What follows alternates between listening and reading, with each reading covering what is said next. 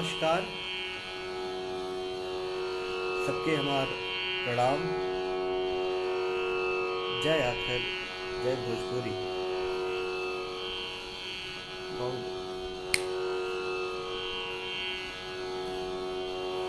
आइए सभी लोग जुड़ल जाए, फिर आगे बातचीत हो शुरू।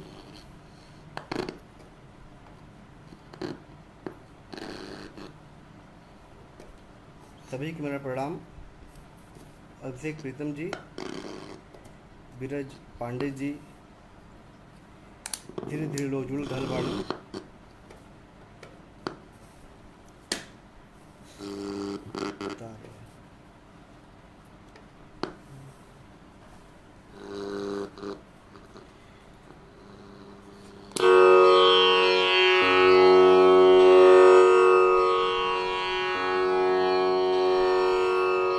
महादेव भाई जी, आज जो वैश्विक परिदृश्य हो जिनमें कोरोना जैसे महासंकट उभर के आयल हो, वो जो महामारी हो वो महामारी की झेलत पर आगे बढ़त ही जा। और भारत जो देश वो एक उत्सव धर्मी देश हो, तो हर चीज़ में अपने मनोरंजन का, अपने तीज त्योहार का, व्रत का सदन खोज लेवला। हाँ, आवाज़ तो आवत है ना भाई? वो तो क्लियर कर दे, आवाज़ सही आवत है ना? आवाज़ आवत है ना? जय जय नवीन सांडिल, सौरभ मिश्रा जय गुरु, अमित मिश्रा महादेव। कोई अगर लाइव आप लोग हैं तो थोड़ा बताएं कि आवाज़ आवत होगा? आवाज़ आ रही है?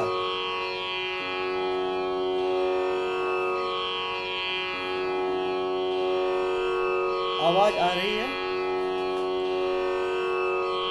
जी। आज हमारा विषय बा कबीर के लेके हम आयल बानी कि भोजपुरी में कबीर का उपस्थिति कौने रूप में हो, कहाँ हो और कैसे हो। महादेव भाई, हो भाई, सब लोग ये जुड़त हुआ। महादेव जी जी धन्यवाद। जय हो गणेश तिवारी जी, विनायक जी, विजनाथ भैया नमस्ते जी। थोड़ा कम कर बाटी आवाज़। हाँ ठीक बा। तो आज हम बात कर रहे थे वो बात बा भोजपुरी का, और भोजपुरी में कबीर का उपस्थिति कैसे बा, कौने रूप में बा, ओहर देखे का ढेर जरूरत बा। जब हम भोजपुरी की बात करीला, कबीर की बात करीला, तो हमके देखे में आवाला कि अगर भोजपुरी कविताई की बात करी या भाषाई कविता की बात करी, तो ओमा कबीर जो हुआ भोजपुरी का आदि कवि हुआ।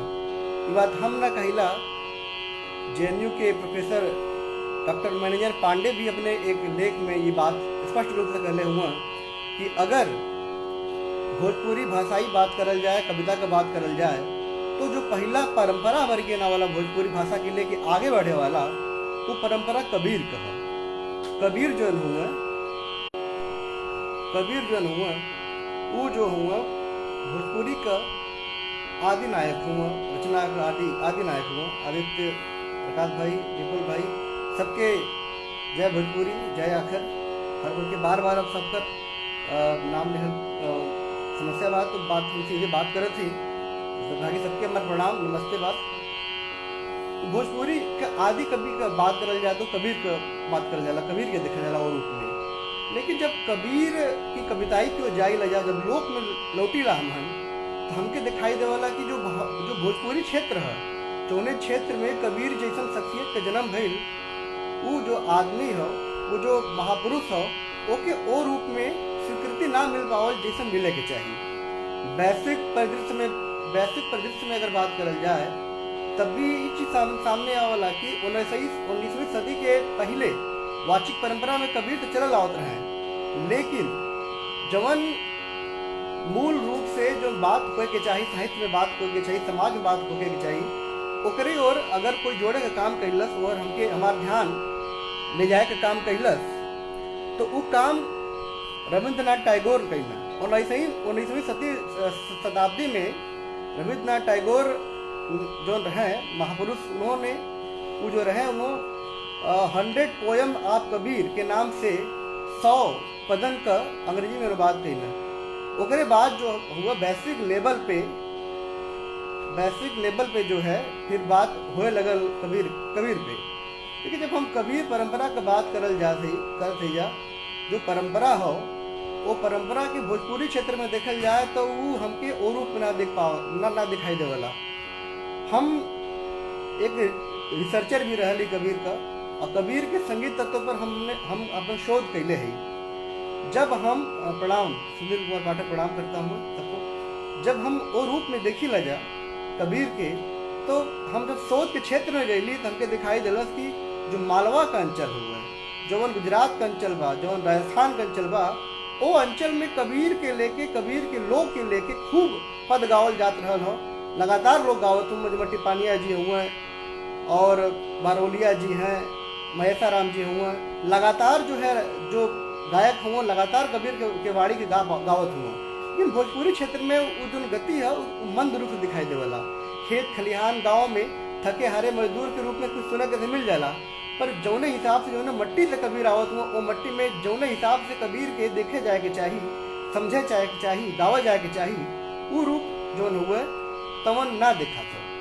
हम जब सोच के क्षेत्र में गईली आगे राजस्थान में एक कबीर यात्रा निकलेला, वो यात्रा हम अटेंड कैली। ओकरे बाद हम फिर गईली मालवा के कबीर यात्रा में, तो हम हर जगह देखली कि बड़े बड़े गायक आयल बाटे, लगातार लोग कबीर का बखान करत हुआ, गुणगान करत हुआ, गावत हुआ। लेकिन भोजपुरी के जोने रूप से वहाँ पे स्थापना होए के चाहिए, या भोजपुरी में जो कबीर हुआ वो कबीर वो रूप में दिखाई दे, हमके दिखाई ना दिल। जब हम वहाँ के आयोजकन से बात कैली कि भाई भोजपुरी क्षेत्र में भी कबीर गावल जाना, वहाँ भी बातचीत कबीर होला भोजपुरी क्षेत्र में कबीर हुआ, तो कहने की समस्या हो कि हम लोग भोजपुरी में गईली या तो हमके और रूप में ना मिल पाओ। तो शायद कहीं न कहीं इच्छुक लोग कलाकारन के माध्यम से, हमन के माध्यम से होता कि हम लोग कबीर के वो रूप में देख ना सकते जा। तो यह ध्यान में रख के हम सोचली कि काहे न हम कबीर, नमस्ते संजय, आदित्य प्रकाश भाई, सभी को प्रणाम, जय विशाल भैया। तो हम कहली कि अब कबीर की लेके अगर भोजपुरी में देखल जाए तो कई के कोने रूप में देख सके जा का कबीर भोजपुरी में अपने के कोने रूप में स्थापित हुआ, कहाँ स्थापित हुआ, गावल जात हुआ, ना गावल जात हुआ, निर्गुण परंपरा हमारे यहाँ हुआ है, वो रूप में कहाँ कबीर गावल जात हुआ, ऊपर जो बातचीत है हम लोग ज़्यादा ना करी ले जा। शायद यही से कबीर का उपेक्षा होला। एक बात और बा कि कबीर का जो स्वरूप मालवा और राजस्थान के अंचल में है, वहाँ का कबीर जो हुआ ईश्वरत्व के प्राप्त होगी ना, वहाँ लोगों के गुरु के अलावा ईश्वर के रूप में देखे लगना। तो जहाँ पूजा अर्चना शुरू हो जाला वहाँ जो भाव हो जाला जुड़ जाला। लेकिन भारत जो हमारे जनमानस है, जो लोक के जनमानस है, जो पूर्वांचल के जनमानस है, जो मट्टी के जनमानस है, भोजपुरी की माटी के जनमानस है, वो कबीर के न तो गुरु के रूप में एक्सेप्ट कर पौलस, और भाई सही बात है कि जरूरी ना है कि ईश्वर के रूप में उन्हें देखल जाए, ये ठीक ना है। लेकिन हाँ ये है कि हमन के कबीर के बारे में सोचे के चाहिए, जाने के चाहिए, तो ओके जो है ध्यान से हमके समझे के चाहिए। तो हम यही के ध्यान में रख के हम सोचली कि हम कबीर के शोध करे थे और कबीर के गावत है, तो काहे ना हम अपने माटी, हमारे जो भोजपुरी के क्षेत्र हमारा अंचल है ऊपर हम काम करी, और कबीर भोजपुरी में कहाँ कहाँ हुआ, कोने कोने रूप से हुआ, ओके लेके आओ के काम करें। तो यह हमारा प्रयास हुआ है, यह चीज़ लेके हम आप लोग के सामने आयल है। कुछ कबीर के पद हम चुनिंदा लेके आयल है जो भोजपुरी के जनमानस में गावल जाला, और कुछ ऐसा पद हुए जो गावल ना जाला, ओके हमहन जो नहीं जा, ओके हम कुछ कंपोज कैले ही आप लोग के जरूर सुनाए रचना। तो पहले बात करी कि कबीर का भाषा का रहे।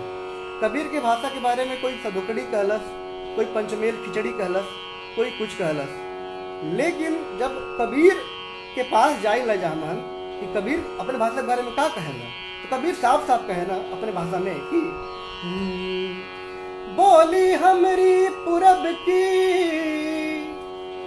हमको लखो न कोई, बोली हमरी पूरब की हमको लखो न कोई, हमको तो सोई लखे जो धुर पूरब का होए। कबीर साफ साफ कहना कि हमके तो उहे लखी, हमके तो उहे जानी कि जे पूरब का होकर, जे पूर्वी बोली पन के समझत होकर। तो यह काम है कबीर का। तो हम लोक में गईली, अपने बीच गईली और देखली कि भाई कबीर कहाँ कहाँ आवत हो हमारे सामने कोने कोने रूप में देखत हुए, तो हम सबसे पहले अपने घर में आईला। जब छोट रही तो हमारे माई जो रहे जाड़ा में पौला जला के बैठे और राती में जब ठिठुरे ठंड से, तब वो एक गाना गावे। वो गाना हमको बहुत पसंद हो और गाना के मैं आप जरूर सुनाए तो लोग आप लोग के। ये गाना बेसिकली कुल मिला के शरीर के जो माया है शरीर का, वो शरीर में कैसे आत्मा का वास हुआ, कैसे आत्मा अंदर हुआ है और कैसे वो बोले ला, कैसे बतियावे ला, कैसे स्वरूप के चलावे ला, ओकर जिक्र हो। तो आप लोग भी गाना जरूर सुन ले हो। एक कोशिश हमारे बा, नवीन भैया का प्रणाम, अभिषेक प्रतन भाई, जितना लोग जुड़त बाटा सबके हमारा प्रणाम बा। तो एक गीत बा कि बोले काया में सुगनवा बड़ा रे मधुरी, ये हमारे क्षेत्र में ये बहुत गावल जाला, हमके मिलल। तो ये पहली बार गावा कोशिश कर बाटी। और एक बात और बताई कि आज हम जितना पद सुनावत थी उनमें 2-3 पद ऐसा नहीं हुआ कि जवन हम पहले से गावत रही, लेकिन नए तरीके से हम कबीर के लेके आवा कोशिश कैली। और ये हमारा आज पहला परफॉर्मेंस है जिम्मा हम 3-4 पद पहली बार गावत थी, जो कुछ कंपोज कैले है और कुछ पारंपरिक रूप से चला आवत है। तो अगर कुछ गलत या कुछ त्रुटि हुई तो जरूर बताइए। और एक निहोरा और बा कि हमारी नया काम बा, अगर कहीं से आप लोग के कोनो रेफरेंस मिले जरूर बताइए, हम आगे जरूर होके बढ़ावल चाहब। कैसे भोजपुरी के हमने के बढ़ावे के बा, कबीर के हमने के बचावे के बा। अगर हमन कबीर और भोजपुरी के ना बचावल जाई तो फिर के बचाव ला के आई। तो पेश सही गाना। हो बोले काया में सुगनवा बड़ा रे मधुरी, बोले काया में सुगनवा बड़ा रे मधुरी, बड़ा रे मधुरी, हो बड़ा रे मधुरी, बड़ा रे मधुरी, हो बड़ा रे मधुरी, बोले काया में सुगनवा बड़ा रे मधुरी, बोले काया में सुगनवा बड़ा रे मधुरी। पिजड़ा 3.5 हाथ के तामे सुगना बोले, पिजड़ा 3.5 हाथ के तामे सुगना बोले, कभी कभी मस्ती में आके, कभी कभी मस्ती में आके दिल के दर्पण खोले, डोले हो डोले सजवा बिहनवा बड़ा रे मधुरी, डोले सजवा बिहनवा बड़ा रे मधुरी, बोले काया में सुगनवा बड़ा रे मधुरी। 5 तत्व के बना पिजरवा ताम 10 दरवाजा, 5 तत्व से पिजड़ा का निर्माण भला। तो 5 तत्व के बना पिजरवा तामे 10 दरवाजा, मध्य सभा में लगा के आसन, मध्य सभा में लगा के आसन, बैठे बन के राजा, झूले प्रेम के झूलनवा बड़ा रे मधुरी, झूले प्रेम के झूलनवा बड़ा रे मधुरी, बड़ा रे मधुरी, हाँ बड़ा रे मधुरी, बड़ा रे मधुरी, हाँ बड़ा रे मधुरी, बोले हो बोले काया में सुगनवा बड़ा रे मधुरी। साहब कबीर कहे सुगना से, साहब कबीर कहे सुगना से, पिजरा से बाहर होई, बंधु भाई कुटुंब कबीला, बंधु भाई कुटुंब कबीला, आंसू से मुख धोई, हो अपना से बेगनवा बड़ा रे मधुरी, हो अपना से बेगनवा बड़ा रे मधुरी, बोले काया में सुगनवा बड़ा रे मधुरी, बड़ा रे मधुरी, हो बड़ा रे मधुरी, बड़ा रे मधुरी, हाँ बड़ा रे मधुरी, बोले काया में सुगनवा बड़ा रे मधुरी, बोले काया में सुगनवा बड़ा रे मधुरी। देखिए जब ए प्रकार के गीत जो हुआ कबीर का हमारे लोक में पड़ल हुआ। अब कई लोग प्रश्न चिन्ह उठाने का रचना कबीर का हो, तो कबीर के बारे में अगर हम बात करें तो एक बात जरूर कहब कि कबीर एक विचार हुआ, एक स्कूल हुआ, एक थाट हुआ। अब वो रचना जो समय रचना काल रहे तब कोनो लिखित प्रमाण हमके कहीं दिखाई ना देवाला। कहल जाला कि जो बीजक भी रहे ओके भी बाद में जला देवल गल। तो कबीर जो है वो जन जन के कंठ में वास करे ना, वो जन जन के वास में हुए, हर जगह वो तो के मिल जाइए, खेत में, खलिहान में, गांव में, परिवार में, कुटुंब में, भजन मंडली में, बैठकी में। तो कबीर का जो रचना हुआ वो रूप में देखल जा सकेला। ओके ए रूप में देखब कि नहीं कबीर कहीं लिखले हो कि ना लिखले हो, कहाँ से हो, कैसे हो। तो हम अगर ए रूप में देखे लगब तो लोग एक इजाजत ना देवेला। लोग जो है हमेशा अपने अंदर, अपने परिवेश, अपने समाज के रिफ्लेक्ट करेला, वहाँ से बातचीत करेला, वो शास्त्र की ओर ना जाला। तो हमारे कबीर जो है वो शास्त्र का आदमी ना हुआ, लोक का आदमी हुआ। तो लोग के हम नज़रअंदाज अगर करब तो यानी कबीर के अंदर नज़रअंदाज हम करत है। कबीर के नाम पे तमाम ऐसा रचना होगी, हो सकला कोई और लिख ले होगा, लिख के उनके नाम पे चला दे होगा, लेकिन एमा भी एक श्रद्धा है, एक उनका विश्वास, एक श्रद्धा गुरु के प्रति जहाँ समर्पण कल गल है। तो कबीर के जो गीत हमके मिले ना वो कुछ ऐसा गीत होना कि जेके रचनाकार रचेला और रच के खुद ओके जो है कबीर के नाम पे सौंप देवेला। तो वो जो थाती है, जो थाती है ये लोग के थाती है। तो ये थाती के हमके तुम्हारे काम बा, ये चक्कर में फंस के कि कबीर कब लिखले रहना, कितना लिखले रहना, ये कोई मतलब ना बल। कबीर अपने बारे में खुद कहे ना, कागज कलम गहो नहीं, कलम गहो नहीं हाथ, मसी कागज छुयो नहीं, कलम गही नहीं हाथ। यानी कि वो शास्त्र तो पढ़वे ना कि ना, जब शास्त्र ना पढ़े तो शास्त्र की बात कहाँ से करी है, वो लोग की बात करी है। उनका जो लोग है वो अनुभव जने लोग है, जौन वो समझे ना, जौन जिके वो अनुभूत कही ना, वही के हमारे सामने जो न हुआ वो रूप में ले ना। तो जन सरोकार वाला रचनाकार हुआ, जनता का साहित्यकार हुआ। तो जनता के केंद्र में लिखे वाला जो रचनाकार होला वो अमर रचनाकार होला, वो जनता के कंठ में ओकर विराजमान होला। तो उमर तमाम चीज जुड़ल जाला और ओकर भंडार जो न हुआ कोनो विषय या कोनो शास्त्र के रूप में ओके हम बांध के ना रख सकीला। कबीर वही तरह का रचनाकार हुआ। फिर आगे जो है कुछ जिम्मा कबीर का प्रतिध्वनि तो आप लोग सुनाई दे ही। एक रचना हो जेके हम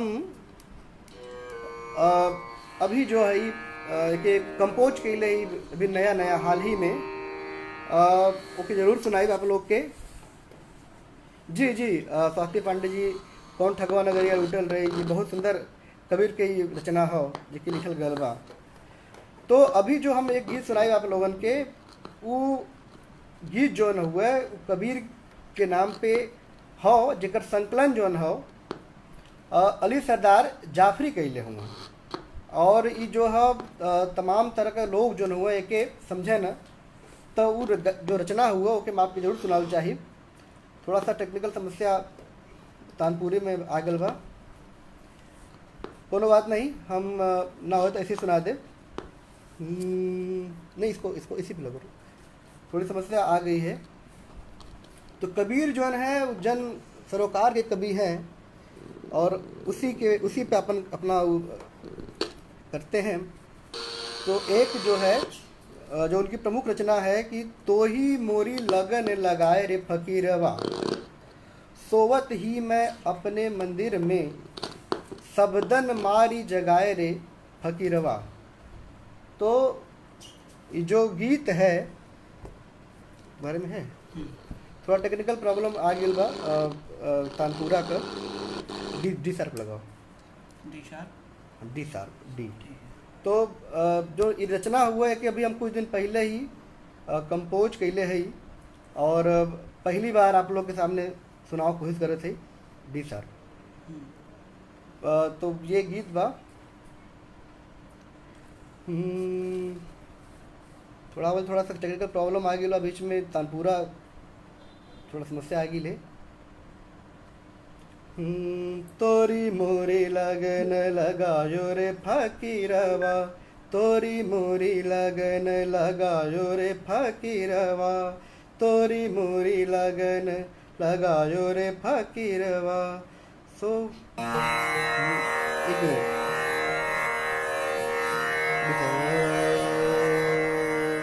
तानपुरा चल गल, थोड़ा साउंड कम करा, तो तानपुरा का समस्या हो गया था।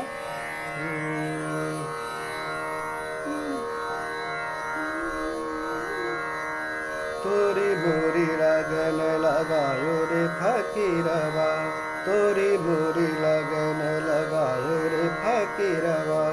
सोवत ही मैं अपने मंदिर में, सोवत ही मैं अपने मंदिर में, सावधान मार जगायो रे फकीरवा, सावधान मार जगायो रे फकीरवा। तो ही मोही लगन लगायो रे फकीरवा, तो ही मोरी लगन लगायो रे फकीरवा। बूढ़त ही भव के सागर में, बूढ़त ही भव के सागर में, बहिया पकड़ी समझाए रे फकीरवा, बहिया मोरी समझाए रे फकीरवा। तोरी मोरी लगन लगाए रे फकीरवा, तोरी मोरी लगन लगाए रे फकीरवा। एक बचन बचन नहीं दूजा, एक बचन बचन नहीं दूजा, तुम मुझसे बंद छोड़ाए रे फकीरवा, तुम मुझसे बंद छोड़ाए रे फकीरवा। तोरी मोरी लगन लगाए रे फकीरवा, तो ही मोरी लगन लगायो रे फकीरवा। कहे कबीर सुनो भाई साधो, कहे कबीर सुनो भाई साधो, कहे कबीर सुनो भाई साधो। प्राणन प्राण लगाए रे फकीरवा, प्राणन प्राण लगाए रे फकीरवा। तो ही मोही लगन लगायो रे फकीरवा, तो ही मोही लगन लगायो रे फकीरवा, तो ही मोही लगन लगायो रे फकीरवा। ये एक गीत है जो अली सरदार जाफरी ने अपने कंपोजिशन में किया था, जिसे मैंने गाने की कोशिश की। आगे जो हम देखते हैं कबीर की बात की ओर जाते हैं, आगे जो देखते हैं कबीर के यहाँ कि कबीर जो हुआ है वो अपने परिवेश में इतना जुड़ा हुआ है कि हर जगह कबीर का स्वरूप हमें आज का आवाज हमें दिखाई देता। आवाज कम कर।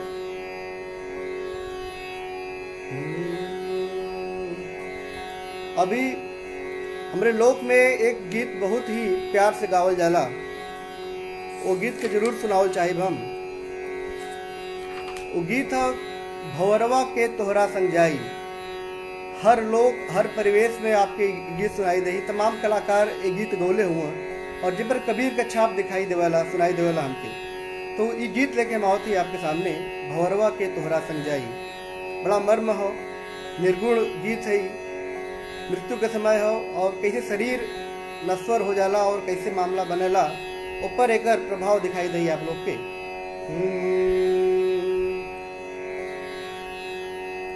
के तोहरा संग जाई, के तोहरा संग जाई भवरवा, के तोहरा संग जाई भवरवा, के तोहरा संग जाई।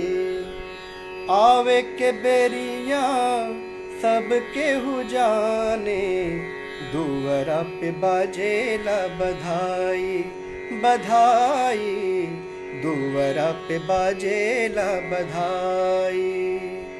आवे के बेरिया सब केहू जाने, दुअरा पे बाजेला बधाई बधाई, दुअरा पे बाजेला बधाई।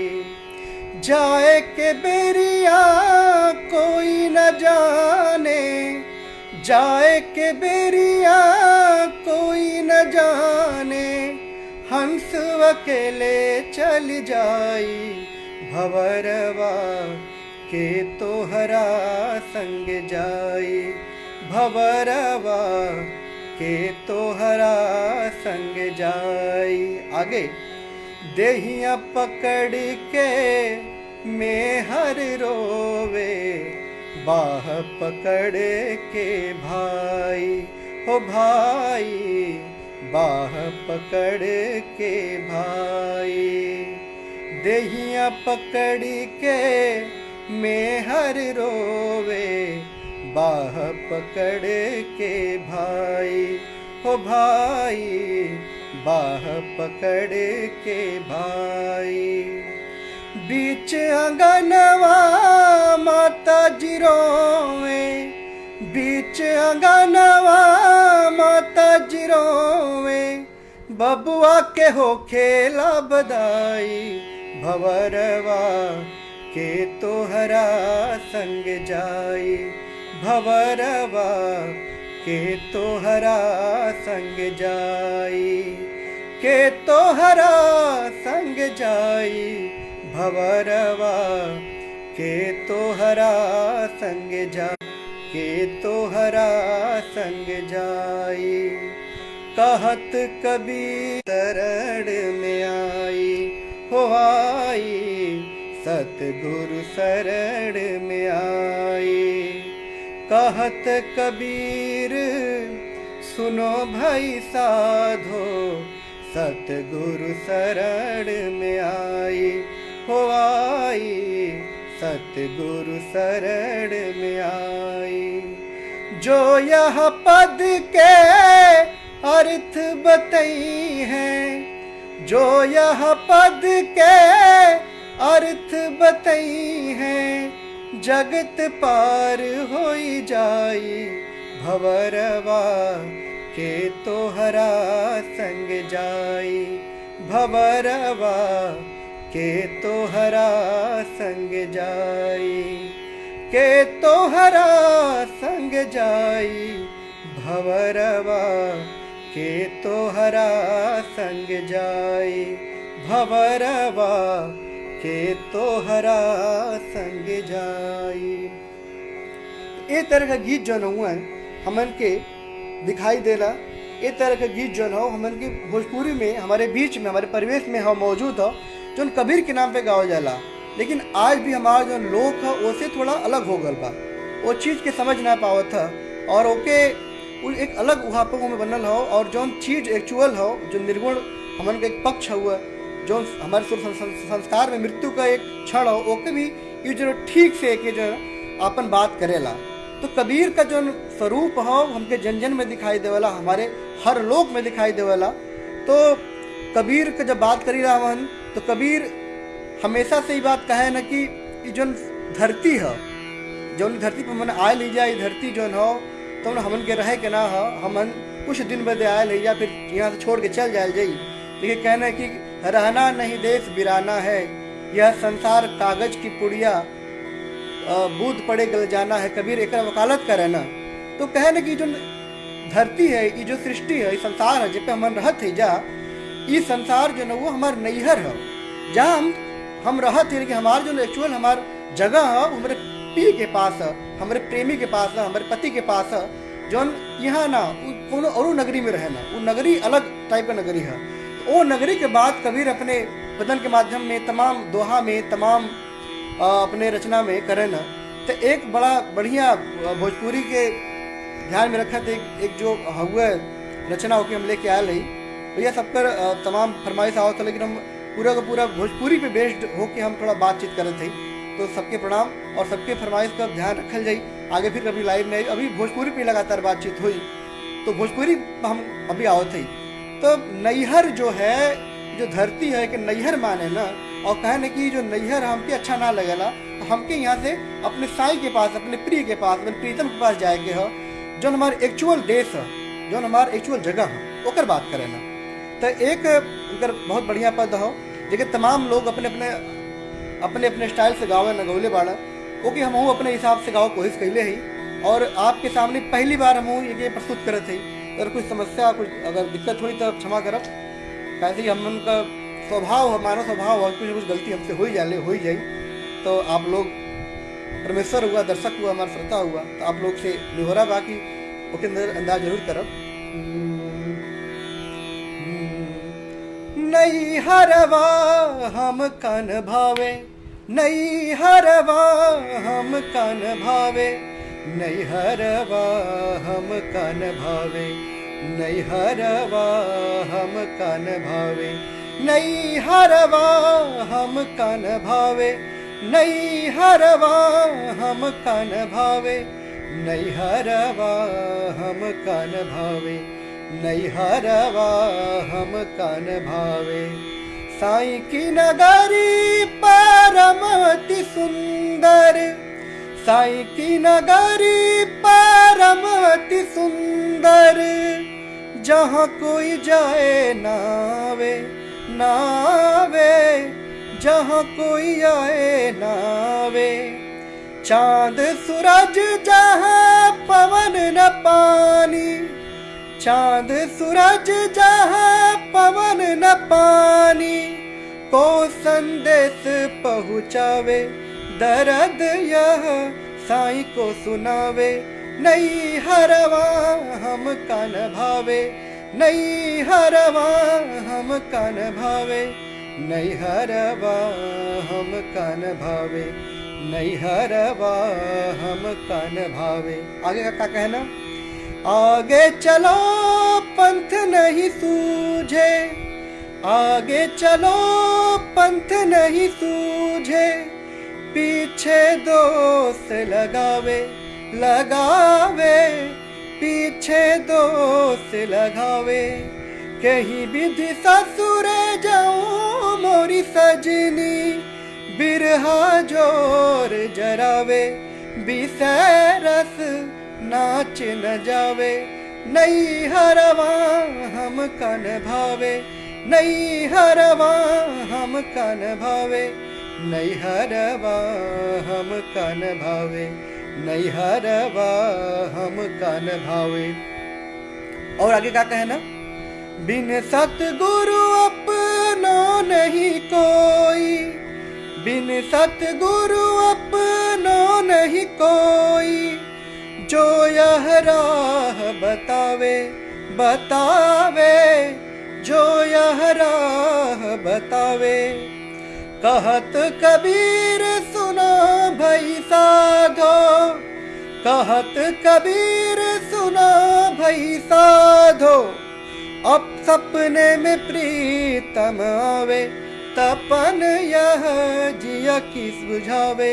नहीं हरवा हम कन भावे, नहीं हरवा हम कन भावे, नहीं हरवा हम कन भावे, नहीं हरवा हम कन भावे, नहीं हरवा हम कन भावे, नहीं हरवा हम कन भावे, नहीं हरवा हम कन भावे।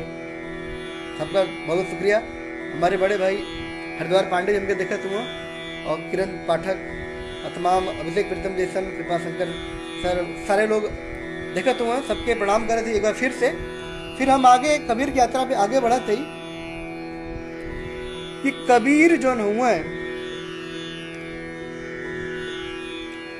कबीर एक और बात करे न कि नैहरवा हमके न भावे, नैहर में हमके ना रहे कि हमके यहाँ पसंद ना हो, कैसे हमके अपने पति के पास जाए के है, अपने प्रिय के पास जाए के है, वहाँ जाए के बात करे ना। लेकिन एक चीज कबीर देखे न कि बहुत भायाचार, बहुत आडंबर समाज में फैलल बा। वो मध्यकाल के समय रहे, जो समय कहल जाता रहे कि इस्लाम का आक्रमण भयल हुआ है और दो संस्कृति का टकराहट हो, जमा हिंदू मुसलमान दो संस्कृति का टकराहट होता। वो दौर में, वो मध्यकाल के दौर में, वो मध्यकाल के दौर में कबीर जो हुआ खड़ा होना और दोनों संप्रदाय के, चाहे वो हिंदू हो चाहे मुसलमान हो, दोनों संप्रदाय के वैसे ही लताड़े ना, वैसे ही विद्रोह चेतना के साथ उनके डाटा न डपटे न। अब बतावे न कि जो वाह आडंबर है, जो मिथ्या आडंबर है, जेकरे आधार पे ईश्वर के पावे के आप काम करत हुआ, उस स्वरूप जो हुआ वो काम ना दे ही। और कहने कि अगर ईश्वर के पावे के हो तो ओकरे बदे मन का सच्चा हो बहुत जरूरी है। एक बात कबीर का है ना कि साचे मन नाचे बिता साचे राचे राम, मतलब कि जो सच्चा मन है वही में कबीर का वास होला, कबीर का भगवान का वास होला, वो कहीं और अन्यत्र ना दिखाई देवे ना। तो आगे जो है हाँ कछड़े में जरूर सुनाओल जाई देवेंद्र भाई, वहाँ चलेंगे हम। अभी एक बहुत ही प्रसिद्ध भोजपुरी का ये गीत हो कबीर के नाम पर गावल जाला, जेके तमाम योगी साधु भी गावन, हम देखले बाटी कि सारंगी भी गावत सुनले बाटी, और गांव परिवेश में हर जगह एक स्वरूप दिखाई देवेला। और इतना नहीं, हम मालवा अंचल में गईली, हम राजस्थान के अंचल में गईली, तो वहाँ भी लोग वो भाषा के वो पद के अपने भाषा में ढाल के वो गीत गावन है। गीत कितना प्रसिद्धि बा जो हमारे भोजपुरी भाषा में हुआ, हमारे बड़े लोक में है। तो वो गीत हम जरूर सुनाओ चाहे आप लोग के। मन ना रंगाए रंगाए जोगी कपड़ा, मन न रंगाए मन न रंगाए रंगाए जोगी कपड़ा, मन न रंगाए रंगाए जोगी कपड़ा, मन न रंगाए। आसन मार जोगी मंदिर में बैठे, आसन मार जोगी मंदिर में बैठे, राम नाम छोड़ी राम नाम छोड़ी, पूजन लागे पत्थरा, मन न रंगाए रंगाए जोगी कपड़ा, मन न रंगाए रंगाए जोगी कपड़ा, मन न रंगाए। आगे का तू है, तनवा फड़ाए जोगी जटवा बढ़वले, कनवा फड़ाए जोगी जटवा बढ़ौले, डढ़िया बढ़ाए जोगी डढ़िया बढ़ाए जोगी, हो गईल बकरा, मन न रंगाए रंगाए जोगी कपड़ा, मन न रंगाए रंगाए जोगी कपड़ा, मन न रंगाए। आगे अब जोगी क्या कर दूँ, जंगल में जाए जोगी धुनिया रमौले, जंगल में जाए जोगी धुनिया रमौले, काम जराए जोगी काम जराए जोगी, होई गईले हिजड़ा, मन न रंगाए रंगाए जोगी कपड़ा, मन न रंगाए रंगाए जोगी कपड़ा, मन न रंगाए। और का स्वरूप है जोगी का, मथवा मुड़ाए जोगी कपड़ा रंगौले, मथवा मुड़ाए जोगी कपड़ा रंगौले, गीता पोथी बाच के गीता पोथी बाच के, हो गई लबरा, मन न रंगाए रंगाए जोगी कपड़ा, मन न रंगाए रंगाए जोगी कपड़ा, मन न रंगाए। आगे, कहीं कबीर सुनो भाई साधो, कहीं कबीर सुनो भाई साधो, सुनो भाई साधो, सुनो भाई साधो, जम के दुआरी जम के दुआरी, बदल जाल पकड़ा, मन न रंगाए रंगाए जोगी कपड़ा, मन न रंगाए रंगाए जोगी कपड़ा, मन न रंगाए रंगाए जोगी कपड़ा, मन न रंगाए रंगाए जोगी कपड़ा, मन न रंगाए।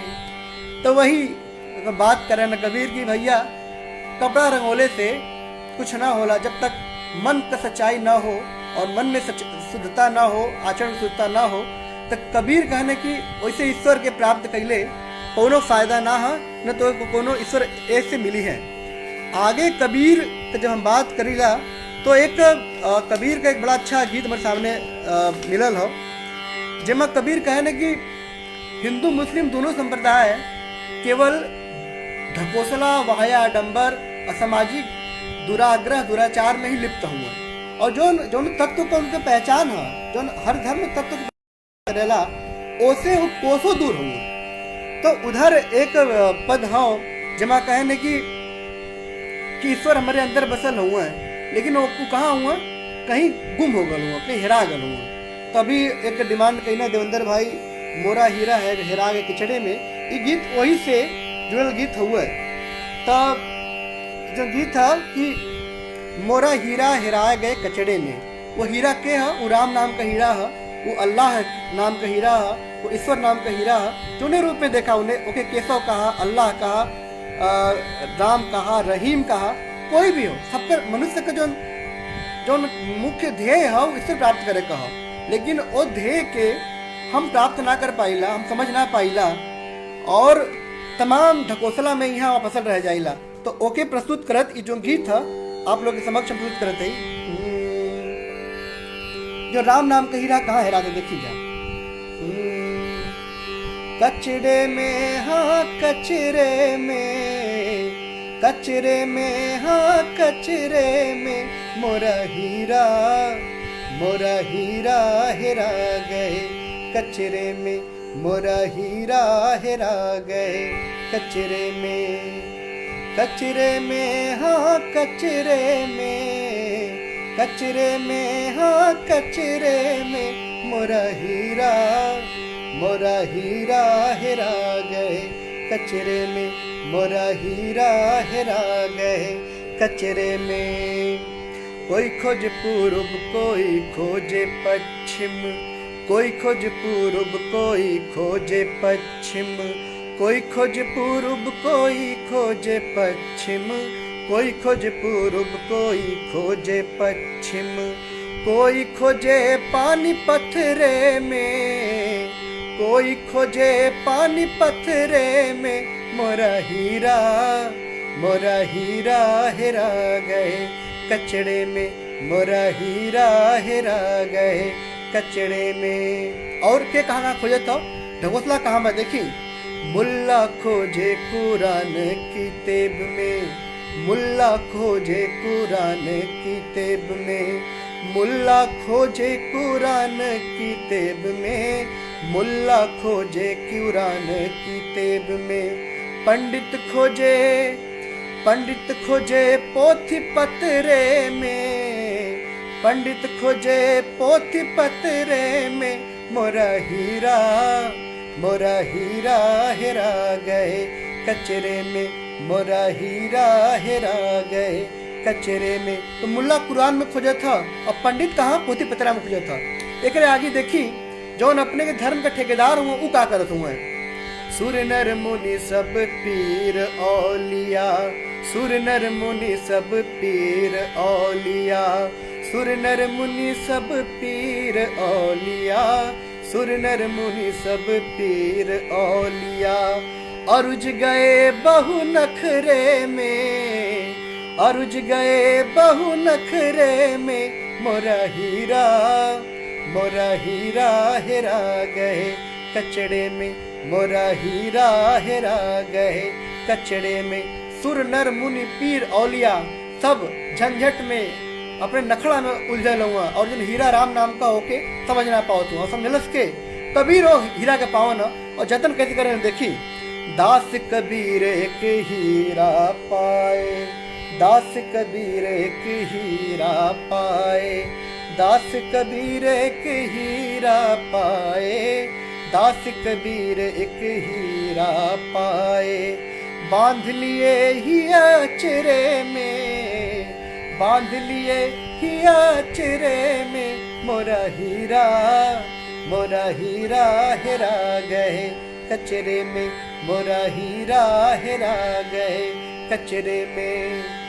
कचरे में हाँ कचरे में, कचरे में हो कचरे में, मोरा हीरा हेरा गए कचरे में, मोरा हीरा हेरा गए कचरे में, ओ मोरा हीरा हेरा गए कचरे में।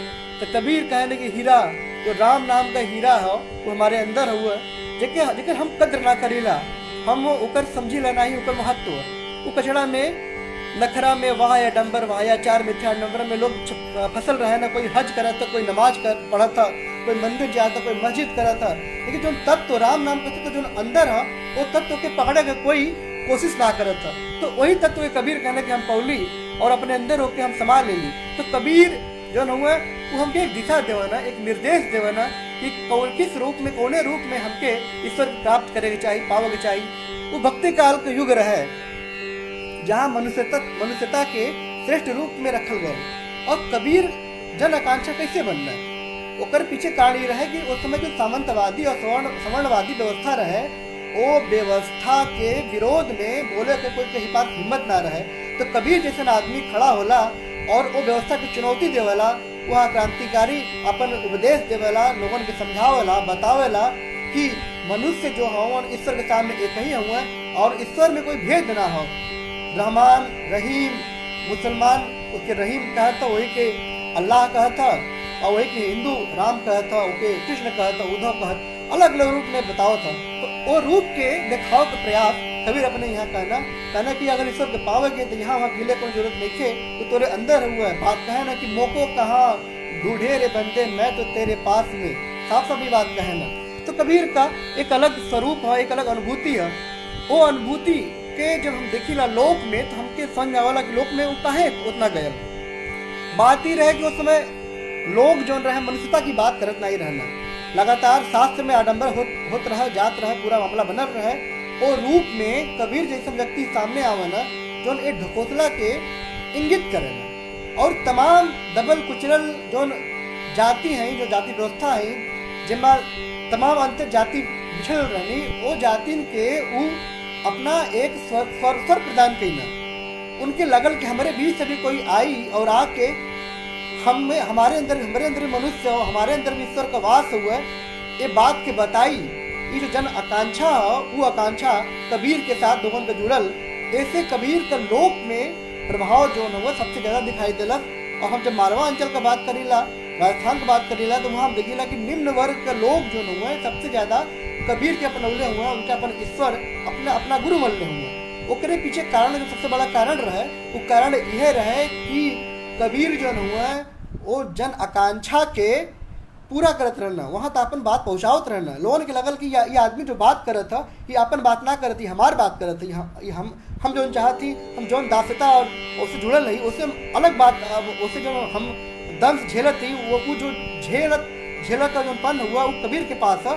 शायद वो जो झेला हुआ यथार्थ है, ओकर जिक्र जो कबीर अपने माध्यम से करे ना, लोगन के अपने यहाँ जोड़े ना।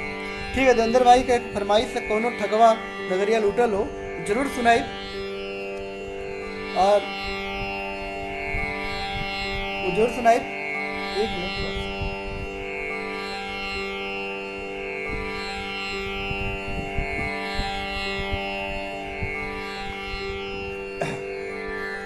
देवेंद्र भाई फरमाइश सालबा की कौन ठगवा नगरिया लूटल हो।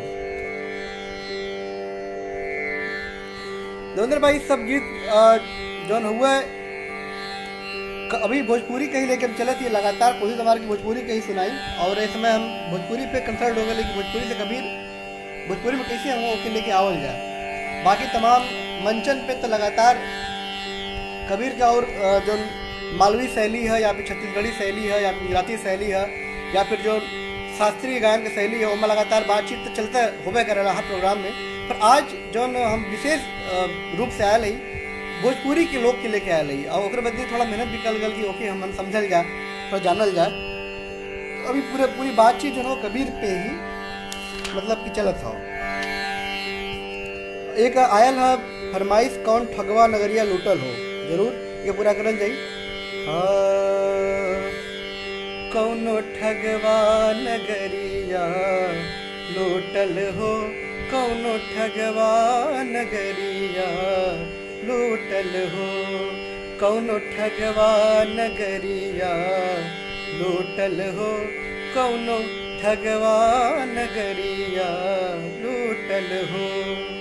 चंदन काठ के बनल खटोलना, चंदन काठ के बनल खटोलना, तापर दुलहीन सुतल हो, कौनो ठगवा नगरिया लूटल हो, कौनो ठगवा नगरिया लूटल हो।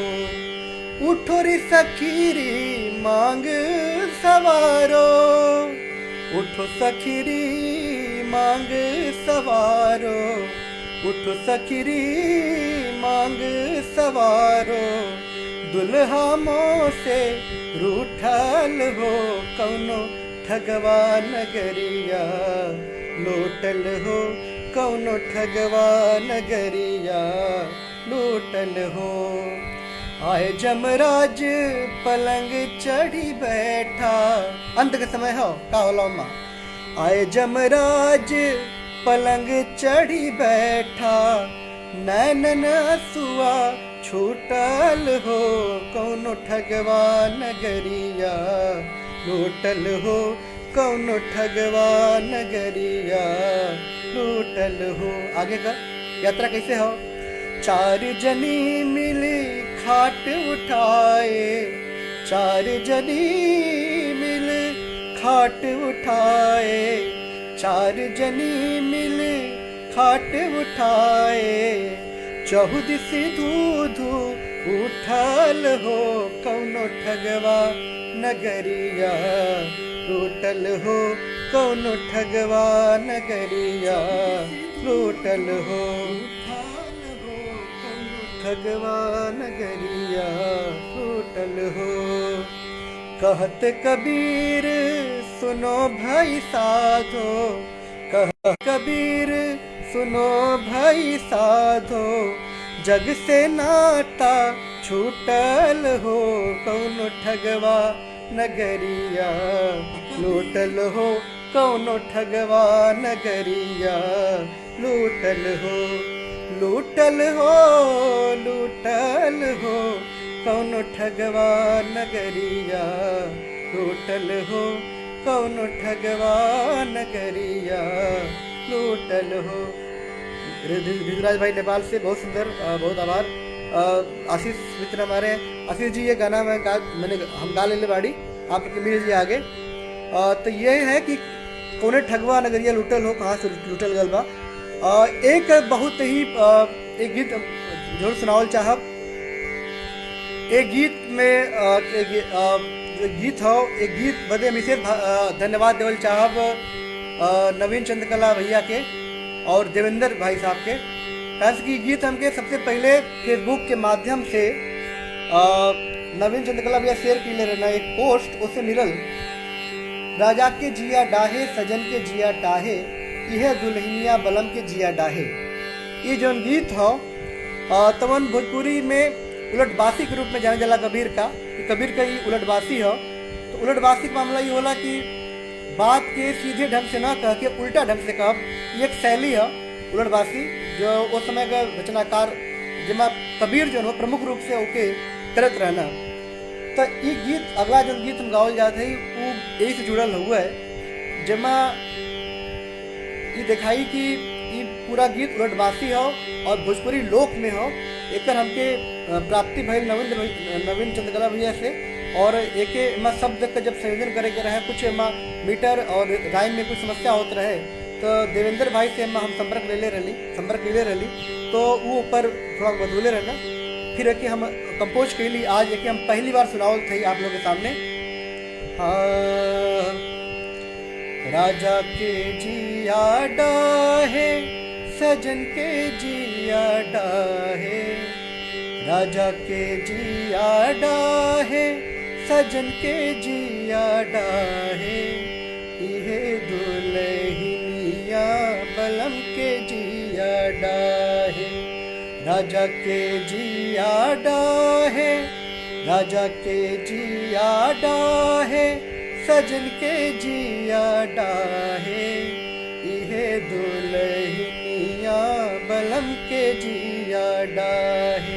और देखिए उलटबाजी कैसे। हाँ, चूल्हिया में चाउर डाले हो हड़िया में गोईठी, चूल्हिया में चाउर डाले हो हड़िया में गोईठी, चूल्हिया के पछवा लगावेली जलवनी, चूल्हिया के पछवा लगावेली जलवनी।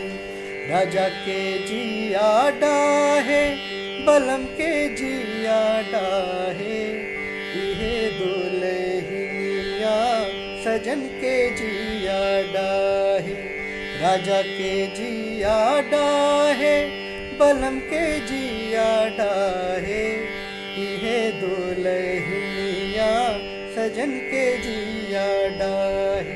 और कैसे उड़वासी है, अखिया में सिंदूर कैले हो पिठिया पे टिकुली, अखिया में सिंदूर कैले हो पिठिया पर टिकुली, धई धई कजरा हो एड़िए में पुतली, धई धई कजरा हो एड़िए में पुतली।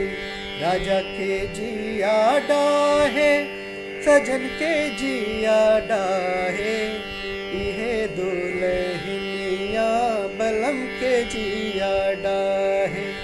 राजा के जिया डाहे बलम के डीहा डाहे इहे दुल्हनिया सजन के जिया डाहे। आगे, साझवे से सुतल भीन सहारे के जागे, साझवे से सुतल भीन सहारे के जागे, ठीक दोपहरिया में दियना के बारे, ठीक दोपहरिया में दियना के बारे।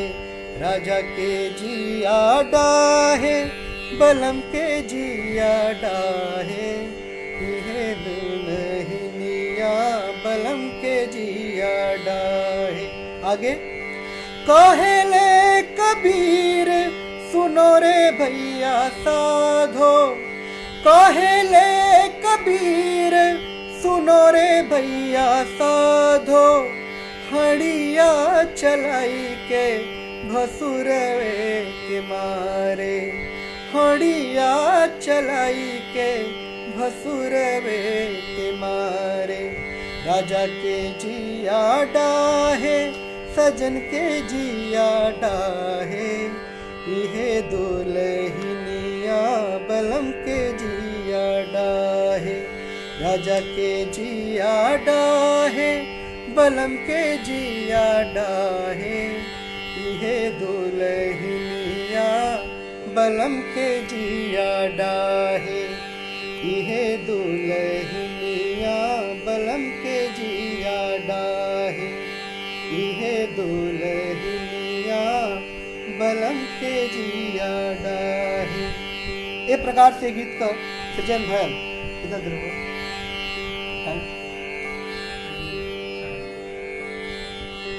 तो इस प्रकार हम देखते थे कि लगातार कबीर की उपस्थिति है वो लोक में हमके लगातार दिखाई देवल जाए, हम लगातार समझे ल जाए। तब आज बहुत जरूरत हो गई कबीर के हमें समझल जाए, कबीर के हमें जानल जाए और जो लोक में हमारे कबीर उपस्थित हुआ ऊपर काम करल जाए। भोजपुरी क्षेत्र का रहवासी कबीर जिस पर लगातार ज़्यादा ज़्यादा काम होए के चाहिए ऊपर काम बहुत कम भयल हो।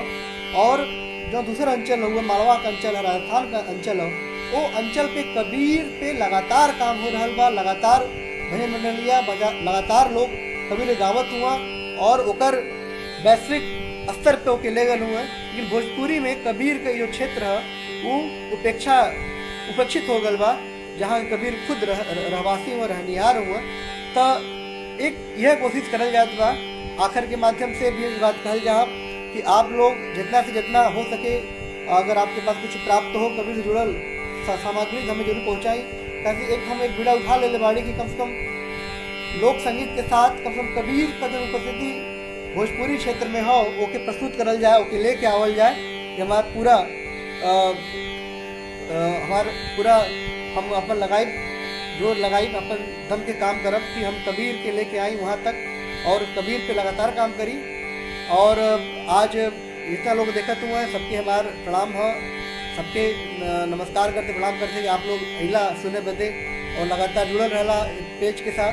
हम आखिर का एक छोट सिपाही है, आखिर भोजपुरी में लगातार काम करत था। तो आखिर के सभी जितना जुड़ल लोग हों सबके हमारे दिल से आभार बा। हम खुद आखिर का एक सब सिपाही है।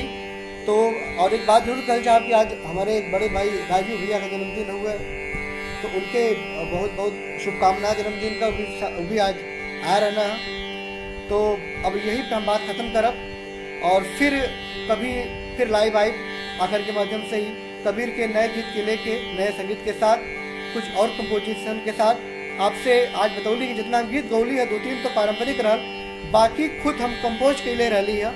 तो वहाँ कुछ त्रुटि कुछ समस्या रहल हुई तो जरूर क्षमा करब आप हमें, कुछ समस्या अगर हो गल हुई। एक सिपाही है भोजपुरी का आखिर का और कबीर पे काम करे थी। हमारा कोशिश रही कि आगे हम लगातार कुछ न कुछ लेके आए और आप लोग के सामने शेयर करी, आप लोग को सुनाई। उम्मीद करिए आप लोग की हमारी लाइव हमारा परफॉर्मेंस अच्छा लगल हुई। और आज जाते बात और कहा कि जो वैश्विक समस्या बन के उभरल हुआ है कोरोना महामारी का, वो महामारी से सब बचें और उससे बचे का जो उपाय है कि आप सुरक्षित रहें, घर में रहें, बार बार हाथ साबुन धोते रहें। कि लगातार आपको बताओ जाता है कि कौने माध्यम से अपने आप सुरक्षित रह सकीला। तो आपसे सबके प्रति आभार प्रकट करे थे, सबके प्रणाम करे थे और आप सबके पुनः प्रणाम, आभार, स्वस्थ रही, यह हमारी शुभकामना बा। जय आखर, जय भोजपुरी, जय कबीर।